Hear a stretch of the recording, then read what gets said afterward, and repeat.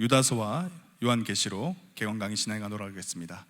유다서의 저자는 예수 그리스도의 종 야고보의 형제라고 하는 유다입니다. 1장 1절에 기록되어 있죠. 수신자는 팔레스타인에 있는 유대인 그리스도인들입니다. 팔레스타인에 있는 유대인 그리스도인들입니다.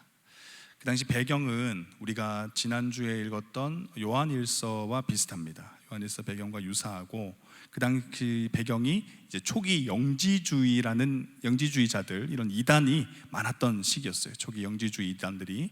그래서 그들이 뭐라고 주장했습니까? 육체는 악한 것이다. 그리고 우리가 믿음으로 구원받았다면 이 악한 것을 우리가 마음대로 사용해도 구원과 관계없으니 방탕하게 살아도 된다. 다시 말해서 도덕 무용론을 주장하면서 영지주의적인 가르침들, 그래서 우리가 선하게 살고 거룩하게 살아야 된다는 그리스도의 가르침을 배격하는 그런 이단들이 있었습니다. 이 배경 가운데 성도들이 살고 있었다라는 거죠.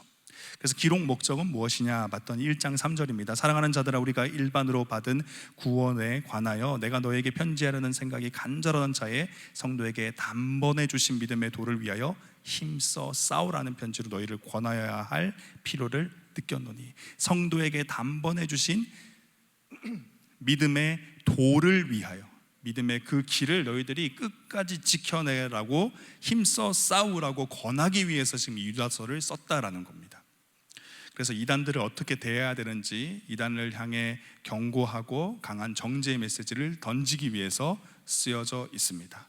그럼 사실 우리가 지금 요한 1, 2, 3서나 지금 서신서들이 계속 이단에 관한 배격의 내용들의 편지다 보니까 나는 뭐 이단과 크게 관계없는데 하실 수도 있지만요, 사실 이 시대는 이단이라고 타이틀을 붙이지 않고도 이단적인 가르침, 성경이라는 내용들로 포장되어서 실제적으로는 전혀 성경적이지 않은 것들로 우리를 유혹하는 내용들이 굉장히 많습니다. 이 시대의 흐름들이 그러하고요. 그렇기 때문에 이것을 단순히 뭐 이단의 타이틀이 있고 오늘 내가 이단 단체에 안 갔으니까 괜찮다가 아니라, 우리가 정말 정진해야 되는 게 무엇인가, 우리가 끝까지 붙잡아야 하는 게 무엇인가, 우리가 왜 싸워야 하는가, 그리고 궁극적으로 다다를 목적지가 어딘가를 이런 서신서들을 통해서 여러분들이 좀 재확인하시고, 그렇다면 나의 방향, 나의 삶의 방향은 제대로 가고 있는지를 점검하는 시간이 되었으면 좋겠습니다. 자, 요한계시록입니다. 이제 마지막입니다. 저자는 사도 요한이고요, 수신자는 소아시아 7교회, 그리고 당시에 성도들은 고난과 심지어 순교도 당하고 있었던 굉장히 어려운 시기였습니다.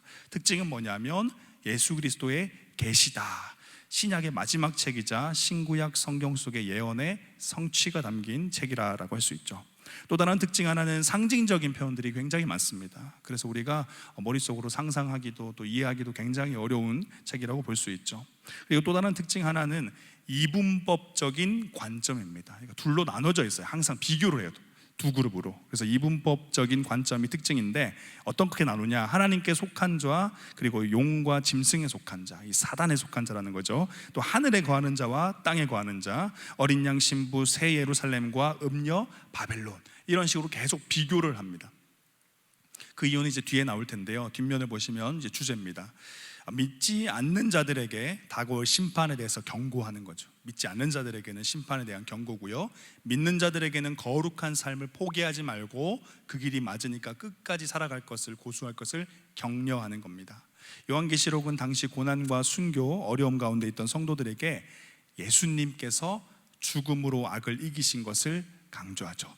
예수 그리스도가 그 길을 앞서 걸어가셨다, 그리고 승리하셨다, 그리고 그분이 우리와 함께 하시고 우리의 삶을 공감하고 계신다라고 가르치는 거예요. 그래서 모든 믿는 자들로 하여금 고난 가운데서도 믿음을 지키며 무엇으로? 참된 제자로 살아갈 것을 당부하는 겁니다.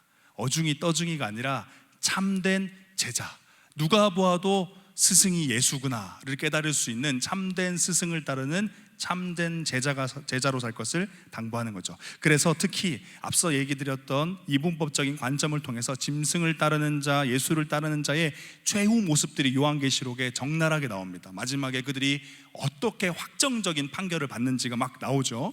구원받은 자들, 예수를 따르는 자들은 어디에 들어가고 예수를 따르지 않는 자들은 어디에 속해 있는지를 보여주면서 뭐라는 거예요? 이걸 대비시키면서 성도들이 고난 중에서 어떤 선택을 해야 할지를 분명히 가르치는 거예요.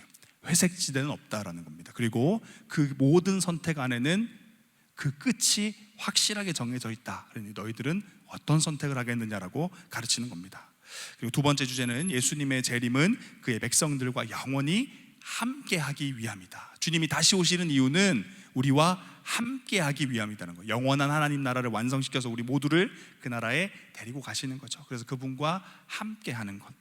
결론입니다. 요한계시록은 분명히 미래를 이야기하고 있지만, 언제일지 모르는 그 미래를 이야기하고 있지만, 오히려 그 미래를 근거하여 현재를 어떻게 살아가야 할지를 가르치는 매우 현재적인 책이다라는 거예요. 그래서 우리의 오늘의 삶, 이번 주의 삶과 요한계시록은 결코 동떨어져 있지 않아요.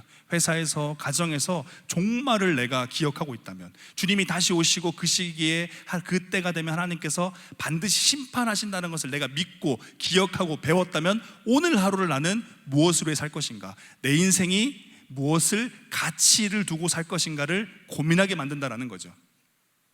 그래서 종말에 대한 올바른 이해를 통한 성도의 참된 제자다움을 추구하도록 하는 책이 바로 요한계시록입니다.